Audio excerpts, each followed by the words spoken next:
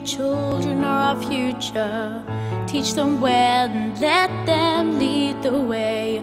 Show them all the beauty they possess inside. Give them a sense of pride to make it easier. Let the children's laughter remind us how we used to be. Everybody searching for a hero. People need someone to look up to. Never found anyone to fulfill my needs.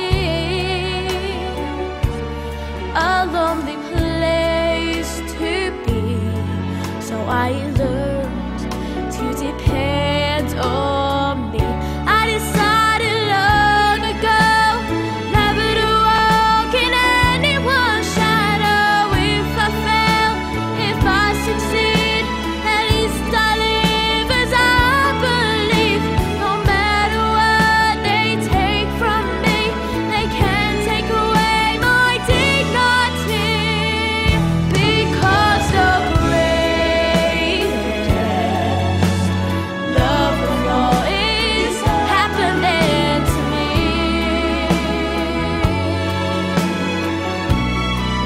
I found the greatest love of all inside of me. The greatest love of all is easy to achieve. Learning to love yourself, it is the greatest love of all. I believe the children are our future. Teach them well and let them lead the way. Show them all the beauty they possess inside. Give them a sense of pride to make it easier. Let the children's laughter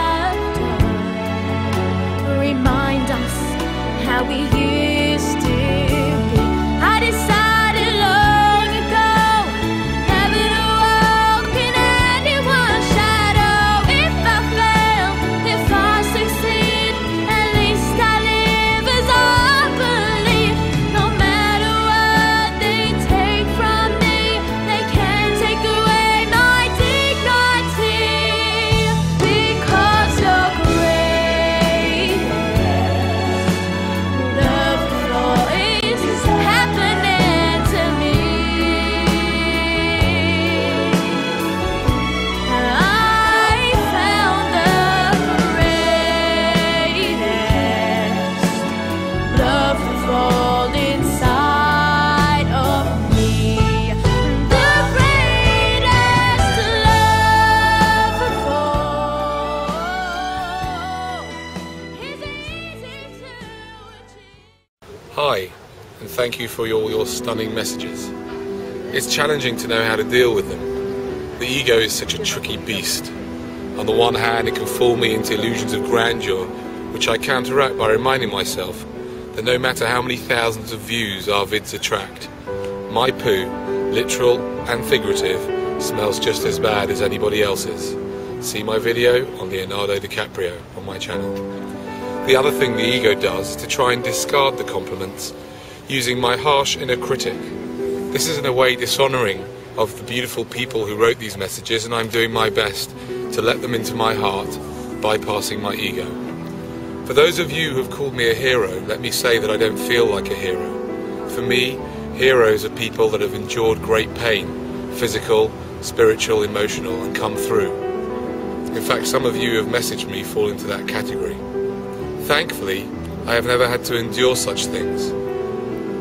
Heroes are also people who have managed to create deeply peaceful homes, and I'm still working on that. I'm a normal human being, still very afraid of dentists, afraid of illness, afraid of death, and I'm feeling a little afraid of where these videos are taking me and what dark forces are being attracted to us. It seems that when light is brought out, the darkness is attracted. I felt I wanted to respond to Charlie's video, A Message to the Resistance. In it, he speaks about the good fight, about the armed resistance in the USA.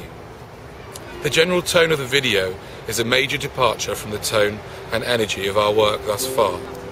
It is interesting that this particular video provoked the highest number of comments by far. This is Charlie's channel and he's free to express his views in any way he wishes. However, I feel that he was being a bit reckless with his video. Don't get me wrong, I think it's utterly ridiculous that some lone kid talking about armed resistance could be targeted by the powers that be, when Tony Blair or any other politician can happily actually order thousands of kids to go and kill and maim strangers far away without fear of repercussions. As far as I know, Charlie hasn't got any army at his fingertips. I personally believe that anyone should be able to say anything, even if it could be construed as inciting to violence.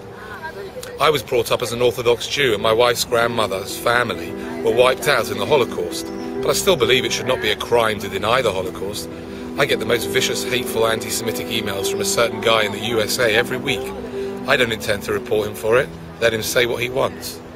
But we live in a different type of world at the moment, and Charlie's video felt like a reckless departure. I'm not saying he's wrong or right. I'm just not there. I'm not fighting any fight.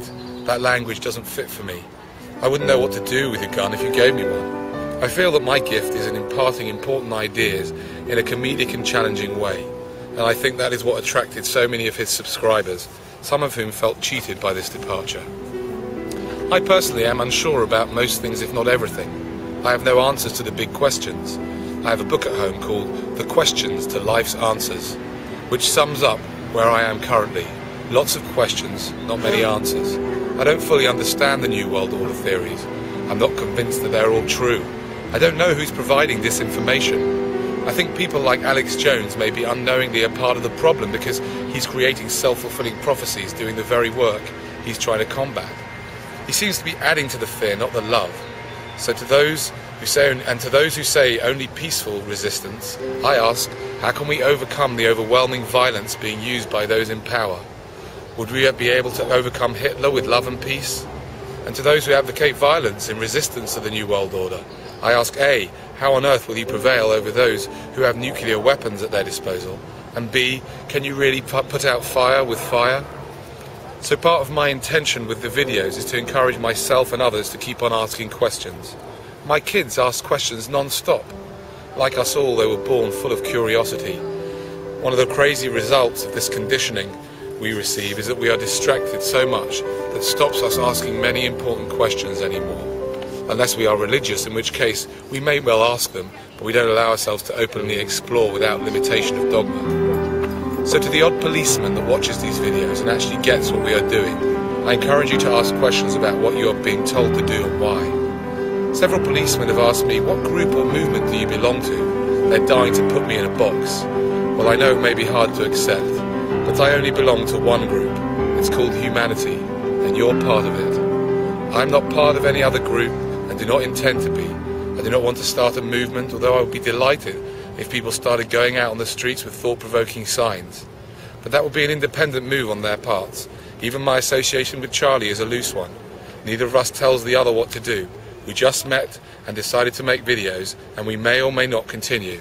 In fact, Charlie's filming me right now, and this speech which is challenging his video. So I distance myself from your videos, Charlie. This particular video, A Message to the Resistance. Partly because I'm frightened that with it, you may be giving the powers that be that little bit of ammunition they look for to start on you. And I personally do not want to go through that sort of confrontation. I'm still in a period of working on healing my voice, during which I will meditate on where to go with this next. In the meantime, I hope that the world megaphone industry is being boosted and that lots of you guys will surprise yourselves about how exhilarating it is to go on the streets with a megaphone. Love and lots of hugs.